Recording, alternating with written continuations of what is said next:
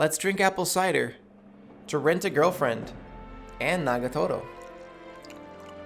So before I get started with the video, I just wanted to show off my Nagatoro collection.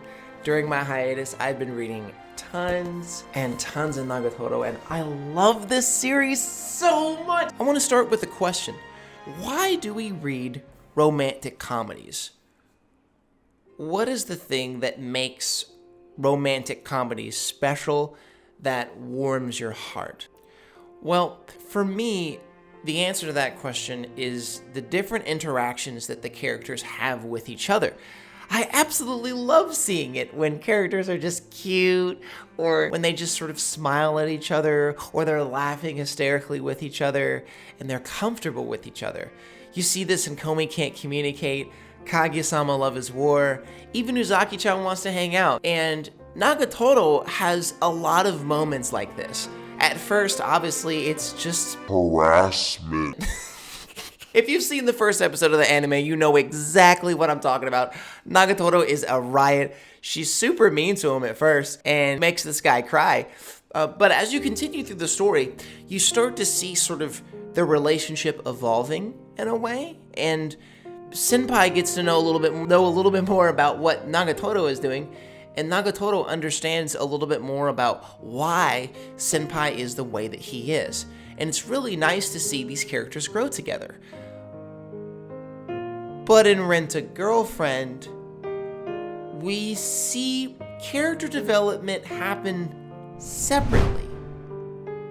We don't really see Mizuhara grow with Kazuya, or Kazuya grow with Mizuhara.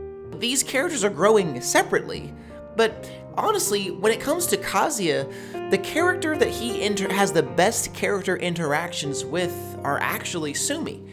When he's with Sumi, talking with Sumi, hanging out with Sumi, he's comfortable. And Sumi is comfortable. They enjoy each other's company. I'll never forget when Sumi and Kazuya went to the beach. It was sweet. Now, I know they're not in love with each other, and I know that Sumi is not going to be the girl that he ends up with or anything like that, but it was just really nice to see them interact with each other. It was a little bit awkward, but it wasn't too awkward. You know, I think that the thing that makes a romantic comedy, or a romance in general, stand out is seeing sort of this dynamic character interaction going on. These interesting reactions to each other. When a character says something cute or really dramatic or really opens up about their feelings. These are the moments that draw me the most into a romantic story. And I feel like Rent a Girlfriend doesn't really have that. Now, the way that I want to sort of demonstrate what's going on with Rent a Girlfriend is actually by using the movie arc as an example. Alright, so for those of you who haven't read Rent a Girlfriend, I want to explain what the movie arc actually is.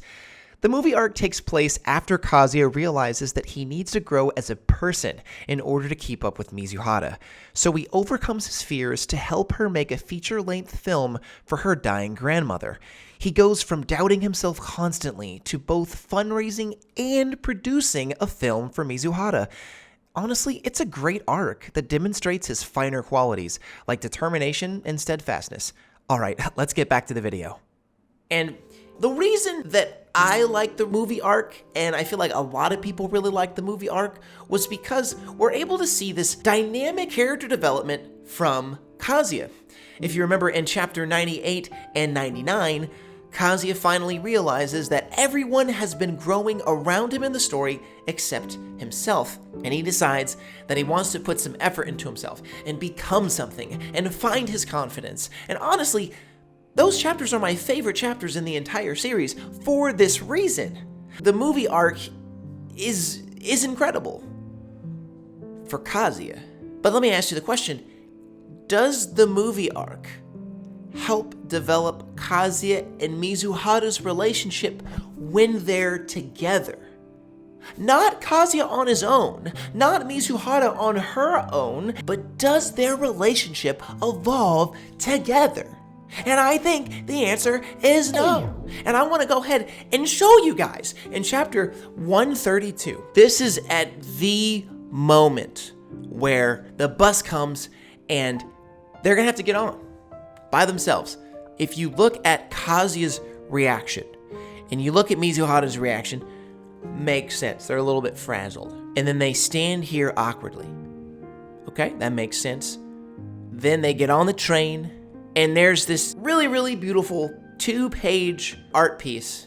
But in this moment, we have this scene where they're standing here and they're not saying anything. And Kazuya thinks to himself, no, wait, you can't. Are you serious? We're going on a trip alone? Wouldn't it be so nice if Kazuya looked at Mizuhara in her eyes and said, well, I guess we're going on a trip alone, huh? And maybe if Mizuhara said something back, maybe something witty or something cute or anything like that. But no, so much of Kazuya and Mizuhara's interaction are focused on his own mind, his thoughts, but he's never really sharing those with Mizuhara. He's thinking next chapter, why, how does this happen? It's too late, Mizuhara says. Hey, hold on. Yes! What's with the voice? That didn't even sound human. Nothing, I'm good. Just my throat, vocal cords, I guess. Ha. Look at his usual flustered self who overreacts to Mizuhara's glance in his direction. Mind you, we are 133 chapters into this story. I think their interactions should have matured by now. The reason the movie arc is good is really just because it's a distraction from the thing that romantic comedies, at least to me, is supposed to do, which is allow these characters to grow together in their interactions together rather than staying stagnant. Now, I want to compare this to Nagatoro.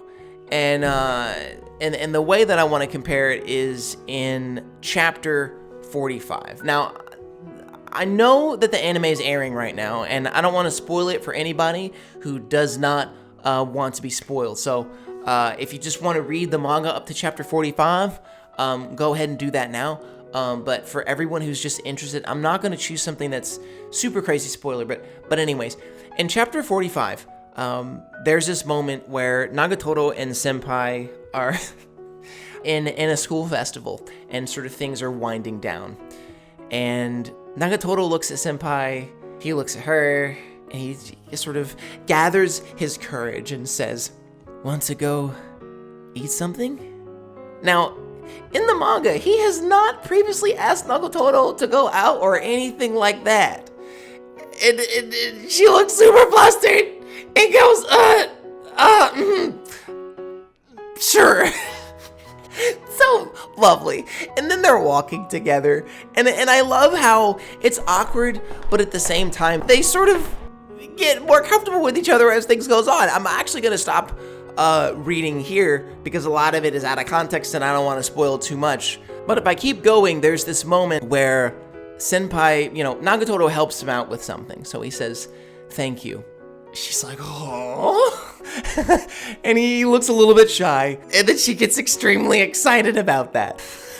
She gets ready to slap him and goes, "Why are you saying something so gross?" But then just taps him lightly and goes, "Jeez." And just this panel right here.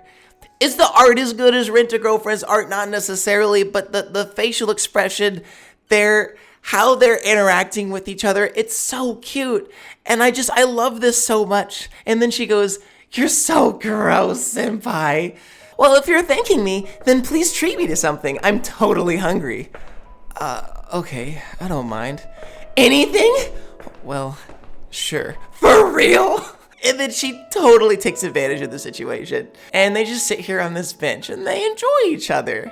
And just look at this panel, guys. It's just so cute. They are having a good time together. They are enjoying each other's company. They just are. Now, I know this is a comedy, and it's not necessarily supposed to be super deep, right? But look at Rent-A-Girlfriend's classification. It's classified as a romantic comedy. not a romantic drama. Mizuhara is like serious to the point where it's like this serious drama, and Kazuya spazzing out every 5 seconds isn't very funny, at least to me. So it's a romantic comedy that's not super funny, but it has a character that's acting like she's in a romantic drama, but the situations aren't dramatic enough for that.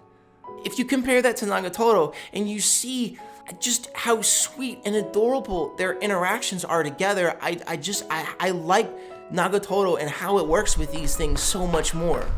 If I wanted to then compare that to Rent-A-Girlfriend chapter 171, the moment where Kazuya asks out Mizuhara, he goes, "Won't you have lunch with me?" And he's just absolutely losing it. Like, just look at his face. He's so intense about this. So intense about this. And this makes sense with his character, right?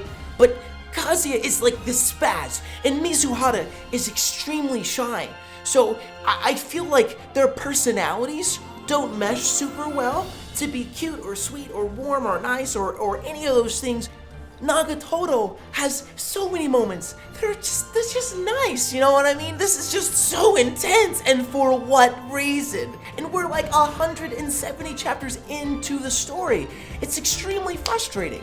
It's extremely frustrating to see them not being able to have this nice, sweet interaction so far into the manga. The only situation I can think of is chapter 161, where Mizuhara and Kazuya go to this gym and they're climbing the rocks and stuff like that, and they like give each other a high five. That was nice. That was cool. I liked that, but it's just the story. It's so intense. It's so intense. And there's like not much of a reason for this, but they aren't comfortable with each other. I like it when they're like, at least if they're not going to be comfortable with each other, at least they get more comfortable with each other, right? And please don't believe me, Nagatoro. I'm actually just going to read the latter half of chapter 30 because I really want to demonstrate why I like Senpai and Nagatoro's relationship so much. It's so nice. It sort of evolves from this bullying thing to what I'm about to show you right now. I've been talking a whole lot today. I'll be your luggage. Huh? What are you doing? What if people see us? It's fine. Not a lot of people come this way. But come on, let's go.